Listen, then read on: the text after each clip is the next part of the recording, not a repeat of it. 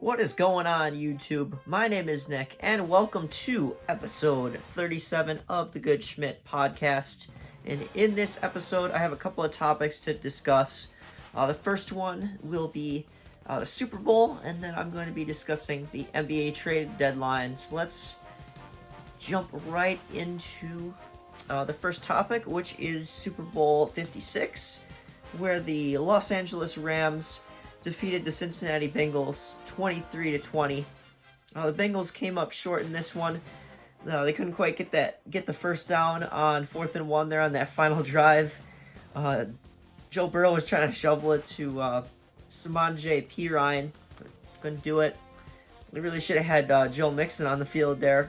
Probably should have ran the ball. That's honestly what I would have done if I was the Bengals. But I think Zach Taylor had a coaching little like mental error there by not having Mixon in. Maybe he thought it was better to have Perine in, but yeah, that was just his decision. And Aaron Donald was able to get there in the end. I thought this was a fun Super Bowl overall. I really enjoyed it. And yeah, the Bengals were up 20-16 going into the fourth, but ultimately their O-line was the reason why they lost this game. They really fell apart, giving up 7 sacks in this one. The Rams got a sack from Dearness Jones and Ashawn Robinson and Leonard Floyd. They all had 1 sack apiece. Ernest Jones also had 6 tackles, and then Aaron Donald and Von Miller each had 2 sacks apiece. The MVP of this game was Cooper Kupp. He came up huge for them. He ended up scoring the winning touchdown in this one. He had 2 touchdown catches total, 8 receptions for 92 yards overall on 10 targets. OBJ had two catches for 52 yards and a touchdown in the first half, but he did tear his ACL in the, I believe it was in the second quarter. I don't remember, but he was out for the entire second half. And yeah, at the end of the game, we found out that he tore his ACL and is going to be out for the entire next season, which really sucks because he was having a career renaissance with the Rams. He really seemed to be happy. He seems to be happy there, and it sucks. He's going to have to rehab all of next season. But moving on here, other receivers that chipped in for the Rams were Bryson Hopkins, who had 4 catches for 47 yards. Darrell Henderson had 3 catches for 43, and then Van Jefferson had 4 catches for 23 yards. As far as the rushing game for the Rams, Cam Akers only was able to muster 21 yards on 13 carries. They could not run the ball on that Bengals front. They did a good job stopping the run. Matt Gay did make his only field goal attempt in the game, and forgot to mention that one of the major factors that the Rams won was they were much more efficient on third down.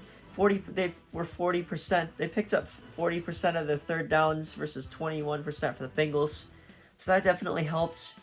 Matthew Stafford did throw 2 picks in this game, but he had 3 touchdowns. Those 2 to Kupp and 1 to OBJ. So he played pretty well, but his team really picked him up in the game.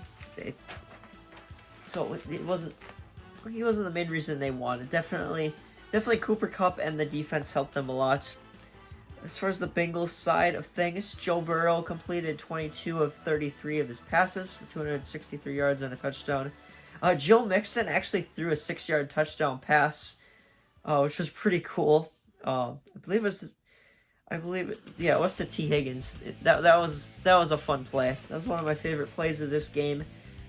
And Mixon in the rushing game was fairly effective. He had 15 carries for 72 yards, averaged 4.8 a carry. So they really should have ran it on that last offensive play, but the Bengals didn't lose just because of that. I'm just reading their own line. But anyways, the game's over now. They probably already played the blame game, but there's no point in playing it now. For the Bengals defense, Logan Wilson played really well for them. He had 8 tackles and 3 TFLs. Von Miller had five, or not Von Miller. Von Bell had five tackles, and one of those was a TFL. I thought Eli Apple was pretty iffy in this game. He could have played a lot better. I mean, he was on Cooper Kupp a fair bit. I think he was covering Cooper Kupp a lot, and there wasn't much he could do. He wasn't going to stop him, but yeah, he definitely didn't play that well in this game. He looked like the old Eli Apple. Trey Hendrickson and DJ Reader each had a sack apiece for that Bengals defense, and then for the 2 interceptions on Stanford, Awuzie had one, and then Jesse Bates had the other one. That was a pretty cool interception. And then Evan McPherson made both of his field goal attempts. So to wrap up here with the Super Bowl, I thought it was pretty memorable. It was really back and forth throughout the game, and it came down to defense, and Aaron Donald was able to make a play there, and the Bengals didn't have a chance to tie it and go to overtime.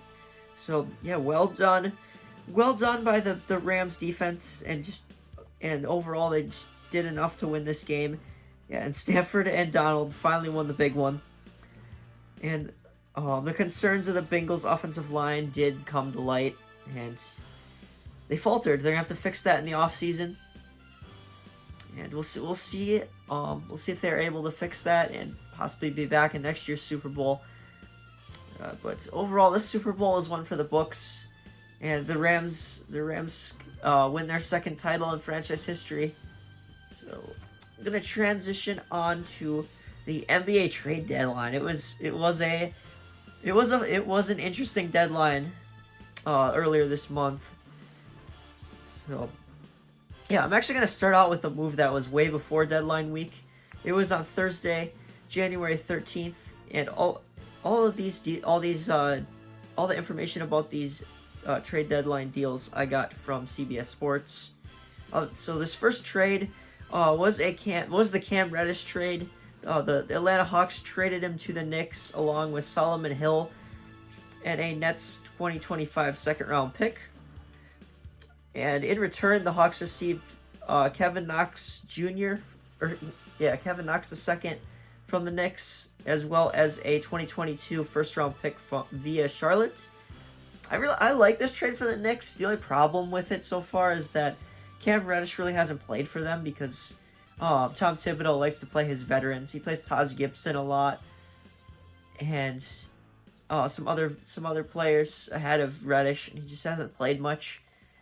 I feel like if he would play more, he would definitely have more of an impact on the team. So it remains to be seen if Reddish will help the Knicks. But I still like the trade for them because he can help them. And for the Hawks, they did get a first-round pick out of this deal, which is nice. So that should help them. Moving on to the next deal. This was the big blockbuster of the deadline, where the Philadelphia 76ers received James Harden and Paul Millsap from the Brooklyn Nets. And this was on deadline day. It was on Thursday, February 10th. So, yeah, that was a big ad for the Sixers. And the Nets, in return, got Ben Simmons. So Ben Simmons is finally going to play this season. It is reported that he's going to be playing in about 2 weeks because he needs to get conditioned. So probably not this coming week, but the next week he'll play. So we will see. And James Harden was actually making his debut the night I'm recording this. I'm recording this pretty late at night. Yeah, Harden is making his debut for the Sixers.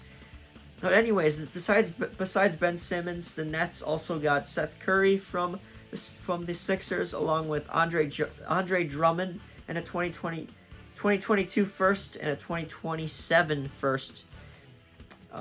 My thoughts on this trade is that it is a win-win for both sides. Ben Simmons is finally going to get to play, most likely, like I mentioned, for the Nets. And he's not just going to refuse to play for the Sixers.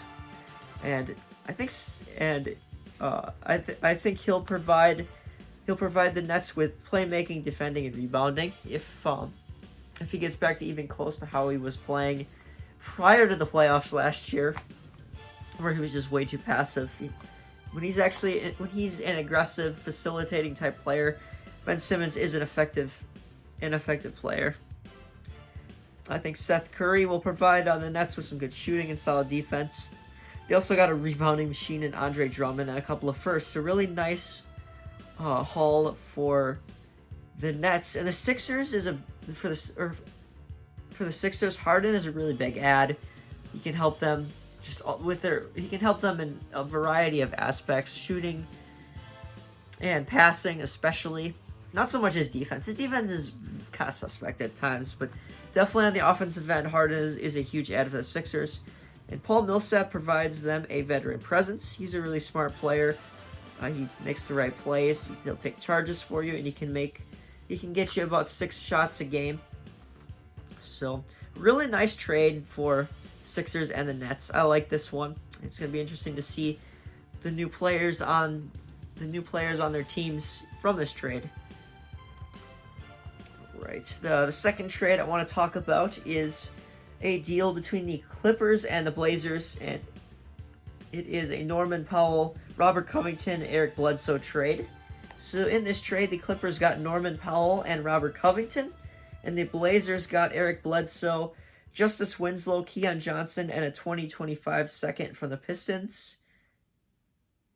I think this is really a win for the Clippers. They got 2 really solid players in this deal in Robert Covington and Norman Powell, who is out right now, but he's a really good shooter, and Covington can provide them some solid defense. So I like this trade from the Clippers side of things. And what the heck are the Blazers doing here? Not really sure what they're doing. It's pretty confusing. Trade for Portland. I mean, none of these guys are really going to help their team. I mean, maybe Keon Johnson, but I don't see Bledsoe or Winslow making much of an impact for them. So yeah, just really a nothing trade for the Blazers, and a nice salary dump for the Clippers, I would say, with this one. Third trade we got here involves the Cavaliers and the Pacers. The Cavs got Karis LeVert from the Pacers along with the 2022 second via Miami. And the Pacers received Ricky Rubio, a lottery-protected 2022 first, and 2 2022 seconds. One is via the Rockets and one via the Jazz. I think LeVert is a nice add for the Cavs, who are trying to make the playoffs, so I think he can help them. And the Pacers got a lottery-protected first to help start their rebuild, along with a solid veteran point guard in Ricky Rubio. So, yeah, I think it's a good trade for both sides. I like it. The next one here is CJ McCollum being traded to the New Orleans Pelicans from the Portland Trailblazers. The Pelicans also getting Larry Nance Jr. and Tony Snell in this deal. The Blazers got Josh Hart, Nickeil Alexander-Walker, who was promptly traded the next day to the Jazz in a 3-team trade that included the Spurs. And Tomas Satoransky was also originally included in this trade, and he was traded to the Spurs in the aforementioned trade. And they also got this dude named Didi Luzanda, who I've never heard of. Probably some guy from the G League, or he's a rookie. So yeah, I've never heard of him. Also, the Blazers got 3 picks in this one: a 2022 protected first, 26 second, and a 27 second. I like the CJ pickup for the Pels. I heard he was playing pretty well for them before the trade deadline. So yeah, nice veteran add for a young team in New Orleans, I think. And the Blazers do get some draft picks in this one. I think that was the purpose of this trade, was to get some picks. So you did get a lottery protected first and a couple seconds. So not as confusing of a trade here for Portland. They finally deal CJ McCollum. Speaking of confusing, why the heck did Tyrese Halliburton get traded to the Pacers? So, yeah, the Pacers got Tyrese Halliburton from the Kings, along with Buddy Hield and Tristan Thompson. The Kings got Domantas Sabonis, which makes a little more sense. They get a fringe all-star caliber player in this deal. And they also got Justin Holiday, Jeremy Lamb, and a 2023 second. I think this is a good trade for the Kings in that they got Sabonis and a couple rotational players in Justin Holiday and Jeremy Lamb. But I think the Pacers really robbed the Kings here getting Tyrese Halliburton. He's a really nice young player. And they also got Buddy Hield. He'll be a nice addition to their bench, unless they decide to start him. But he'd be a solid 6-man for them, I think. It's just really baffling that Halliburton is going to the Pacers. I thought he was going to be a part of the Kings' future. Honestly, I agree. Six Rings of Steel said this, and I agree with this. I think I would have preferred the Kings trading De'Aaron Fox, who's 24, instead of Tyrese Halliburton. Would have made a little bit more sense, but I don't think the Kings were willing to part with Fox since he's one of their best, if not their best player. So I'd give the slight edge to the Pacers in this one because they got Tyrese Halliburton, really nice young player, and Buddy Hield too, which is huge. But yeah, slight edge to the Pacers in this one. Next one here, really all I want to say about this trade is that Thaddeus Young went for a first-round pick. The Raptors gave up a first-round pick for Thaddeus Young. So here's the trade. Toronto got Thad Young, Drew Eubanks, and a 2022 second. And the Spurs originally got Goran Dragic, who they bought out. And he is signing with the Nets. So he was just done to get this trade, to make this trade work. And then the Spurs got a 2022 first, as I mentioned, which is very confusing. Yeah, big W for the Spurs here for that draft pick. And they also dumped Thaddeus Young's salary, which is nice. So, yeah, clearly the Spurs win this trade over the Raptors. I don't know why the Raptors did this. All right, moving on to the next trade. Montrezl Harrell got traded to the Hornets from the Wizards. So he was the only player the Hornets got in this deal. The Wizards got Vernon Carey Jr., Ish Smith, and a 2023 second, which is Boston's pick via Charlotte. Harrell is low-key a really nice pickup for the Hornets, who are competing for a playoff spot. So I like that move I like the move for the Hornets. I think he can help them. For the Wizards, I guess I really don't get this trade, but yeah, they did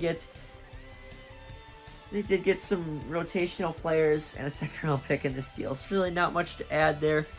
On the Wizards side, let's move on to this crazy 4-team trade here involving the Bucks, Clippers, Kings, and Pistons. In this one, the Bucks got Serge Ibaka from the Clippers, second-round picks from the Kings and Pistons, as well as cash from the Clippers. For the Clippers, they got Rodney Hood and Semi Ojeleye from the Bucks, and then some guy named Vadja Marinovic from the Kings. The Kings got Dante DiVincenzo from the Bucks, Josh Jackson, and Trey Lyles from the Pistons, as well as a second from them. From the Clips, they got David Nju. Also, and then the Pistons got Marvin Bagley from the Kings. All right, let's talk about this trade. Let's break down this trade for each side. For my Milwaukee Bucks, they got a center that they needed in Serge Ibaka to fill the void of Brook Lopez for now. Hopefully, he can come back. But I am a fan of the Serge signing. They really need some interior defense, so I'm a fan of that. Getting Serge. They also got rid of Rodney Hood and Semi Ojeleye, who weren't really doing too much for them. And they also got some picks and cash, which is nice. The only downside of this trade was they had to trade Dante, but I think it was worth it to get Ibaka, the team need that they had in a center. So yeah, like it for the Bucks. For the Clippers, they really just did this, I think, to get off of the Serge contract. So yeah, I think that's the only reason why the Clippers did this. For the Kings, Dante is a nice pickup. See what he does there. I'm interested actually to see how he does in Sacramento. The Pistons, they got Marvin Bagley. Might be something for them. So yeah, that sums up my thoughts on the 4-team trade. Pretty crazy stuff there. We got a couple more trades here to go through. The next one involves Derek White getting traded from the Spurs to the Celtics. And the Spurs in this deal got Josh Richardson, Romeo Langford, a 2022 first and a 2028 first round swap with the Celtics. For the Celtics side of things here, they get a new point guard in Derek White. And they ended up trading Dennis Schroeder to the Rockets in a different trade where they also acquired Daniel Tice. Just thought I'd mention that. We'll see how this trade pans out for the Celtics. Derek White is a pretty solid defensive player, but offensively, not too great. I think they just wanted a better playmaking point guard in White. So I can see why the Celtics did this. For the Spurs, they get a first for their rebuild, first round pick for their rebuild, and they get some defense from Josh Richardson here and a project player in Romeo Langford. So I think good move for both sides here. Alrighty, our final trade here was a surprising one. It is a Kristaps Porzingis trade. Very surprising. So in this trade, the Wizards traded Spencer Dinwiddie and Davis Bertans to the Mavericks for Kristaps Porzingis and a 2022 second. Very, very surprising, like I said. I think this is a W for the Wizards here. That getting Kristaps, I think he can make an impact on their team. He's having a pretty strong season, and from the offensive end, he'll make an impact for the Wizards. For the Mavericks, I just find this questionable. I even wrote down a question mark in my notes because I'm confused why the Mavs would do this. Why would they give up on Kristaps already? They don't think he's gonna work with Luka. I'm just not sure why the Dallas Mavericks would do this. They do get off the. I mean, Bertans and Dinwiddie, really questionable. That those are the guys they wanted in this deal. So, yeah, just confused from the Mavericks side of things. I say for now, the Wizards win this trade, getting Kristaps, but that remains to be seen. So that wraps up episode 37 of the Good Schmidt podcast. Hopefully you all enjoyed my discussion of the Super Bowl and the trade deadline, and I'm looking forward to seeing how these NBA players do on their new teams. So once again, my name is Nick. This has been the Good Schmidt podcast, and I am signing out.